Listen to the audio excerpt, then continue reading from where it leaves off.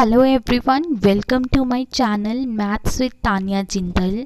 आज की वीडियो में हम कुछ क्वेश्चंस करेंगे linearly dependent and linearly independent vector से रिलेटेड और कुछ आर्टिकल्स करेंगे। ठीक है, तो हमारा फर्स्ट क्वेश्चन है वो है find the value of k so that the vector 1 -1 3 1 2 -2 and k 0 1 they are linearly dependent.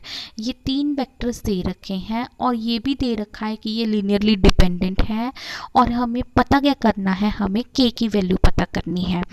एक बार रिवाइज कर लेते हैं कि लीनियरली डिपेंडेंट और लीनियरली इंडिपेंडेंट की डेफिनेशन क्या थी।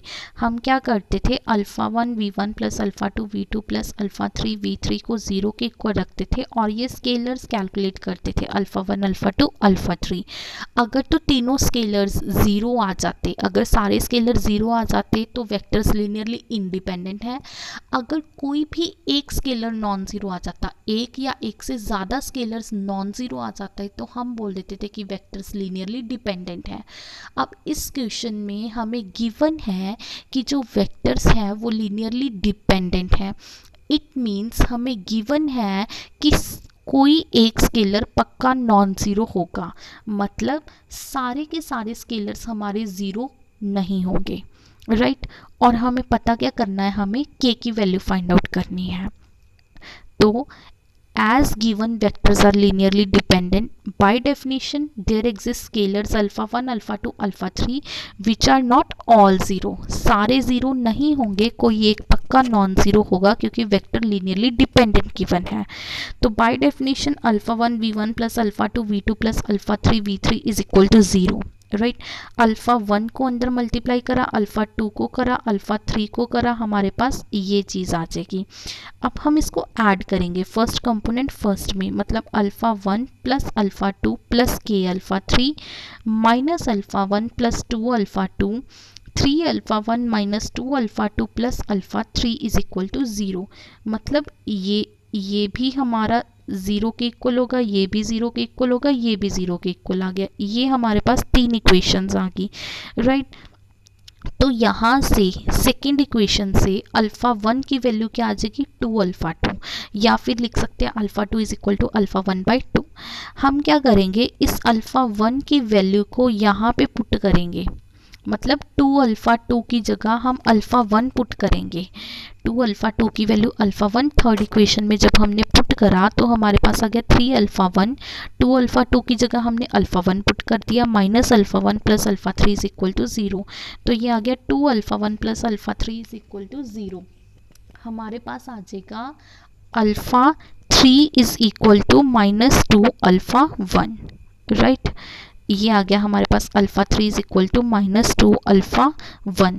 अब हम क्या करेंगे, ये अल्फ़ा 2 की वैल्यू और ये अल्फ़ा 3 की वैल्यू, हम अल्फ़ा 2 और अल्फ़ा 3 की वैल्यू को उठा के इस फर्स्ट इक्वेशन में पुट कर देंगे, इस फर्स्ट इक्वेशन में पुट कर देंगे अल्फ़ा 2 की वैल्यू एंड अल्फ़ा 3 की वैल्यू, राइट।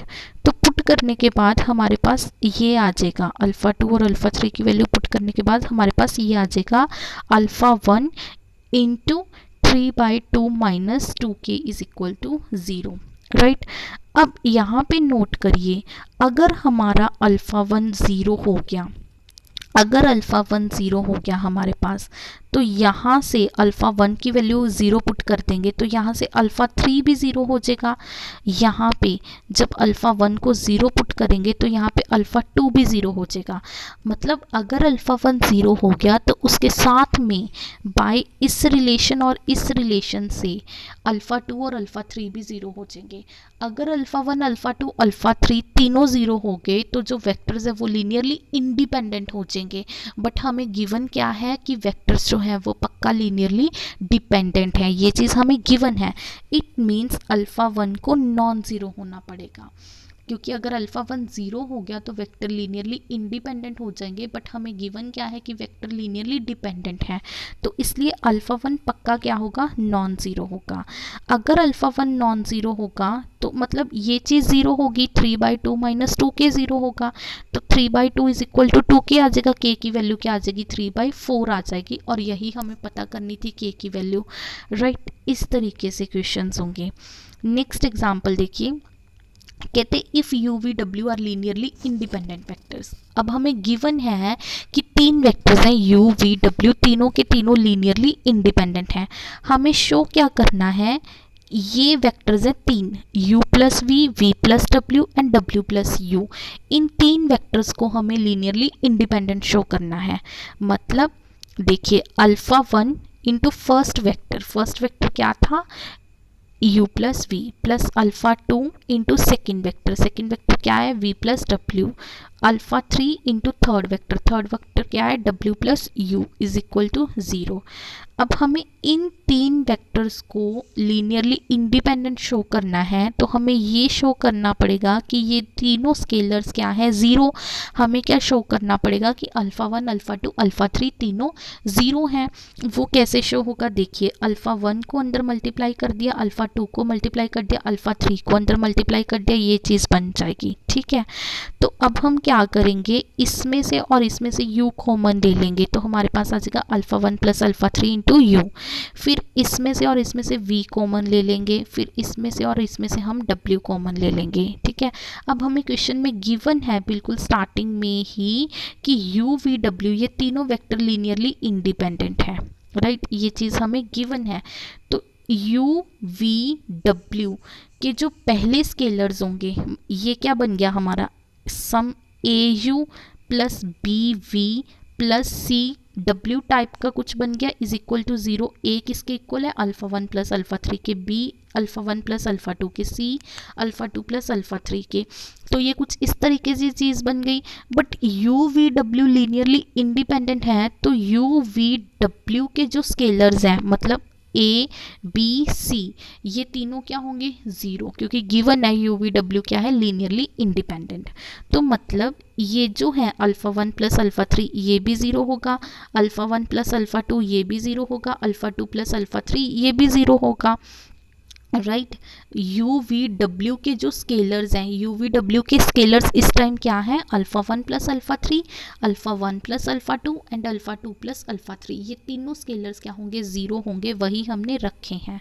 अब ये तीन इक्वेशंस आ गई, तीन ही वेरिएबल्स हैं, अल्फ़ा 1 अल्फ़ा 2 अल्फ़ा 3। आप इन्हें सॉल्व कर सकते हो। सॉल्व करने के बाद आपके पास आ जाएगा अल्फ़ा 1 अल्फ़ा 2 अल्फ़ा 3 ज़ीरो के इक्वल आ जाएगा। मतलब ये अल्फ़ा 1 अल्फ़ा 2 अल्फ़ा 3 ज़ीरो आ गए। It means u plus v plus डब्ल्यू एंड w प्लस यू के जो स्केलर्स थे वो ज़ीरो आ गए। इट मीन्स ये तीनों वेक्टर्स आपस में क्या है, लीनियरली इंडिपेंडेंट, राइट। सेम ही सेकेंड पार्ट है, हमें u plus v u minus v and u minus 2v plus w, इसको हमें लीनियरली इंडिपेंडेंट शो करना है। जैसे हमने फर्स्ट पार्ट करा वैसे ही सेम सेकंड पार्ट होगा। इसको आप खुद से ट्राई कीजिएगा, ठीक है। अब अपा एक रिज़ल्ट पढ़ते हैं। रिज़ल्ट क्या है, आर्टिकल ही दे रखा है आपकी बुक में शायद ये, तो रिज़ल्ट देखते। रिज़ल्ट क्या है, कहते इफ़ ईटा एक वेक्टर है, ठीक है। जैसे v एक वेक्टर होता है ना, v की जगह नाम दे रहे हैं eta. If eta is the linear combination of the set v1 v2 vr। Linear combination की डेफिनेशन क्या थी कि eta is equal to alpha 1 v1 plus alpha 2 v2 plus alpha r vr। ये चीज़ हमें गिवन है।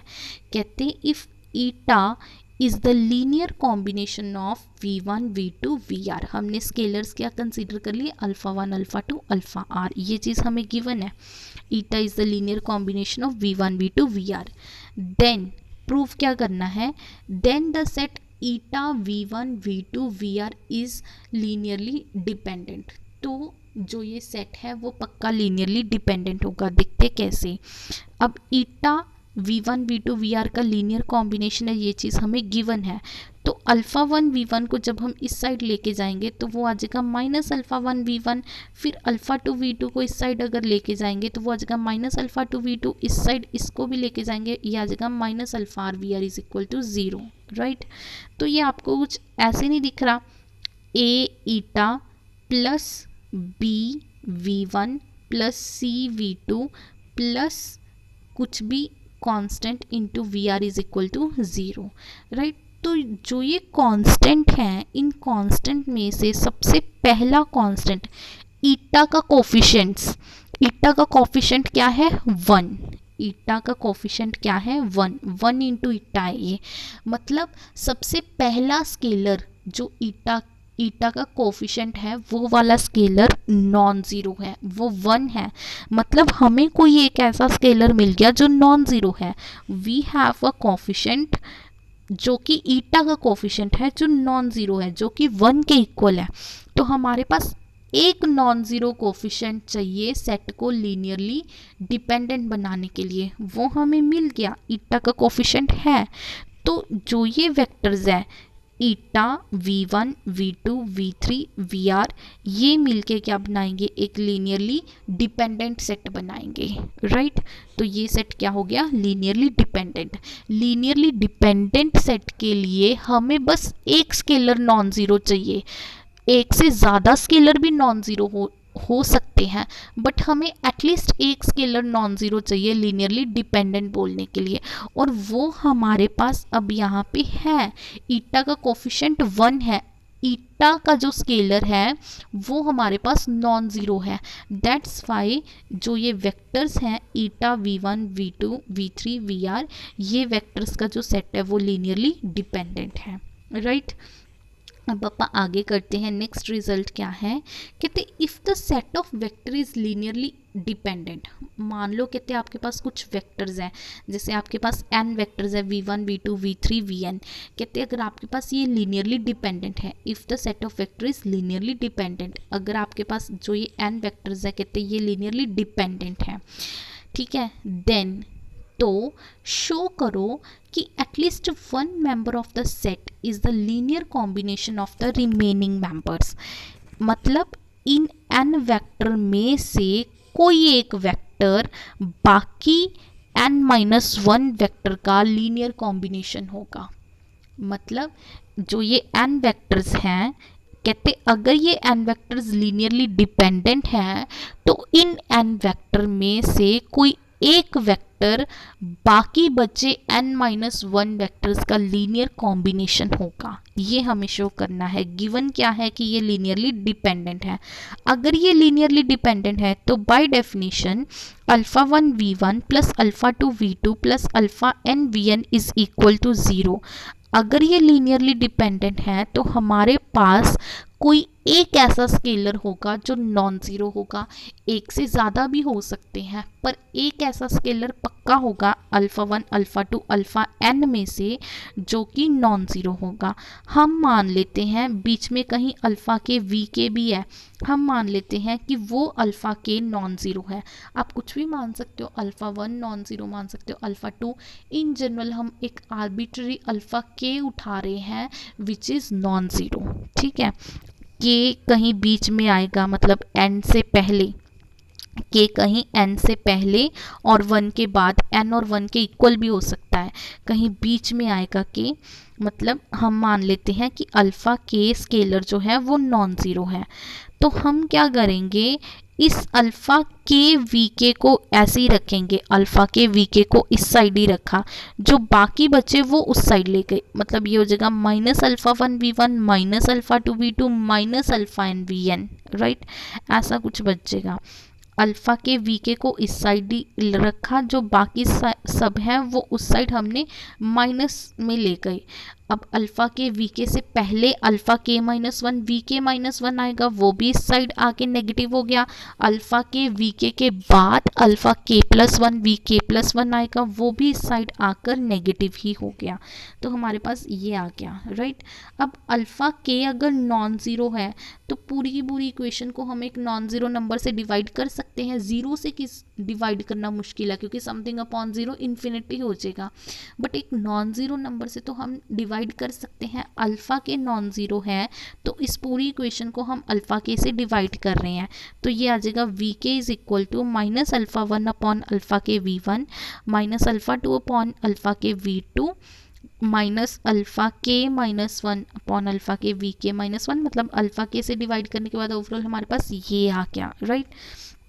तो ये भी एक स्केलर ही है, इसका नाम दे दो सपोज a, ये भी एक स्केलर है, इसका नाम दे दो b, मतलब हमारे पास आ गया AV1 plus BV2 plus something VK minus 1 plus some constant VK plus 1 plus some constant into VN। इन सब में सारे वेक्टर्स हैं, सारे n वेक्टर्स हैं एक्सेप्ट VK, राइट। तो कोई एक वेक्टर बाकी n-1 वेक्टर का हमने लीनियर कॉम्बिनेशन लिख दिया। ये वेक्टर राइट हैंड साइड में कितने वेक्टर्स हैं, n-1, n वेक्टर्स हैं, बस vk नहीं है, मतलब ये n-1 वेक्टर है राइट हैंड साइड पे। तो हमने किसी एक वेक्टर को n-1 का लीनियर कॉम्बिनेशन लिख दिया। vk is a linear combination of v1 v2 vk-1 vk plus 1 and vn। तो यही हमारा रिजल्ट था। कहते अगर हमारे पास कुछ वेक्टर्स गिवन है जो लीनियरली इंडिपेंडेंट हैं, तो उनमें से कोई भी एक वेक्टर को, ठीक है, एटलीस्ट एक वेक्टर को हम बाकी सारे वेक्टर्स का लीनियर कॉम्बिनेशन पक्का लिख सकते हैं। एटलीस्ट एक वेक्टर को, क्योंकि एटलीस्ट एक कांस्टेंट ही हमारे पास नॉन ज़ीरो होता है, राइट। तो ये था हमारा ये रिज़ल्ट। इसके बाद हम नेक्स्ट वीडियो में आगे पढ़ते हैं, इसी को आगे कंटिन्यू करेंगे, इसी चैप्टर को, ठीक है। Thanks for watching video.